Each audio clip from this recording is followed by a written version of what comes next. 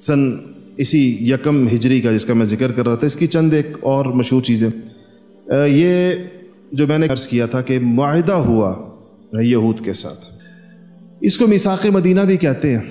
اور یہ معاہدہ رسول اللہ صلی اللہ علیہ وسلم کی نبوت، پیغمبری، رسالت اور آپ کی غیر معمولی ہوشیاری اور سمجھداری اور عقل مندی اور فراست اور بصیرت کا آئینہ دار ہے کہ ایک جگہ نئی جگہ مسلمان پہنچے، مسلمان بالکل خالی ہاتھ ہیں، ان کے پاس کچھ نہیں ہے.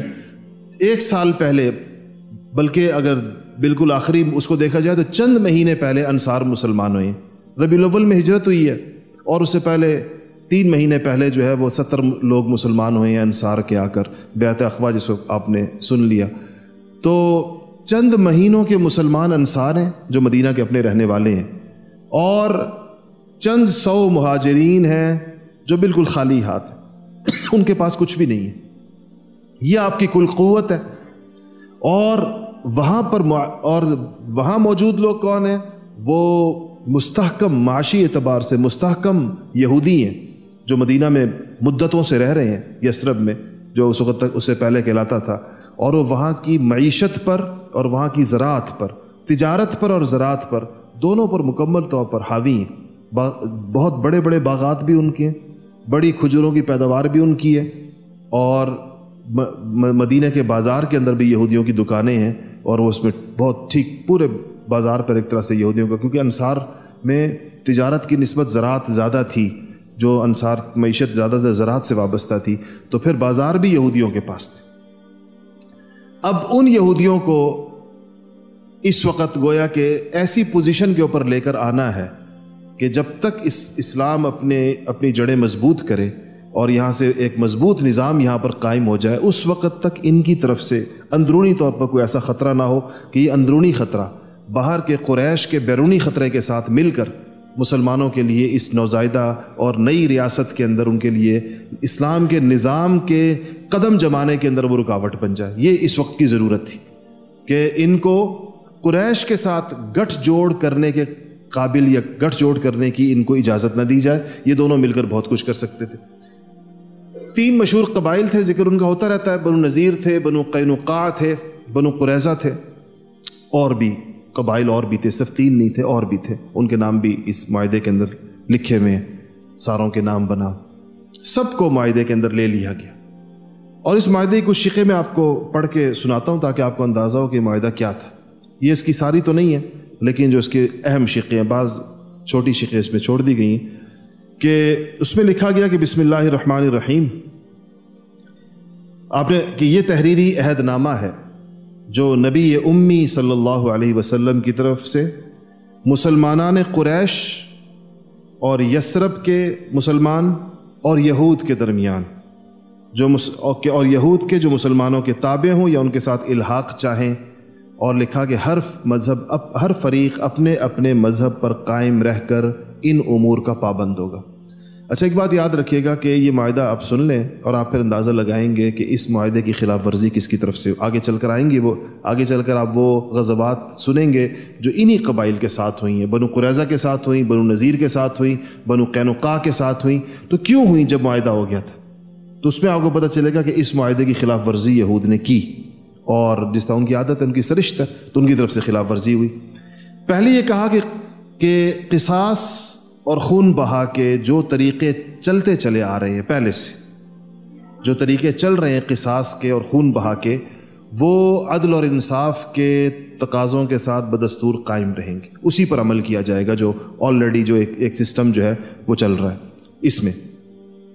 اور لکھا کہ دوسرا پہلا شق یہ، ہر گروہ کو عدل اور انصاف کے ساتھ اپنی جماعت کا فدیہ دینا ہوگا. یعنی جس قبیلے کا جو قیدی ہوگا اس قیدی کے چھڑانے کے لیے فدیے کا دینا اسی قبیلے کے ذمے ہوگا. کہیں جنگیں ہوئیں اور کوئی قیدی ہو گیا اور قیدی چھڑائے جاتے تھے بعد میں، تو ہر قبیلہ اپنے قیدی ظاہر پیسے دے کر چھڑانا ہوتا ہے. تو اگر جس قبیلے کا قیدی ہے وہ خود ہی قبیلہ پیسے جمع کرے گا اور اپنے قیدیوں کو چھڑائے گا. یعنی ایک قبیلے کے قیدی کو چھڑانے کے پیسے دوسرے قبیلے کے اوپر نہیں آئیں گے. تیسرا معاہدہ یہ تھا کہ ظلم اور فساد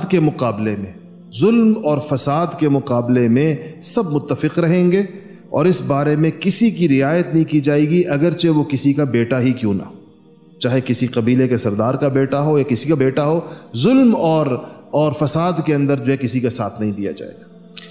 پانچواں یہ تھا کہ ایک ادنا مسلمان، عام مسلمان کو پناہ دینے کا ویسے ہی حق ہوگا جیسا کہ ایک بڑے مرتبے کے مسلمان کو حق ہے۔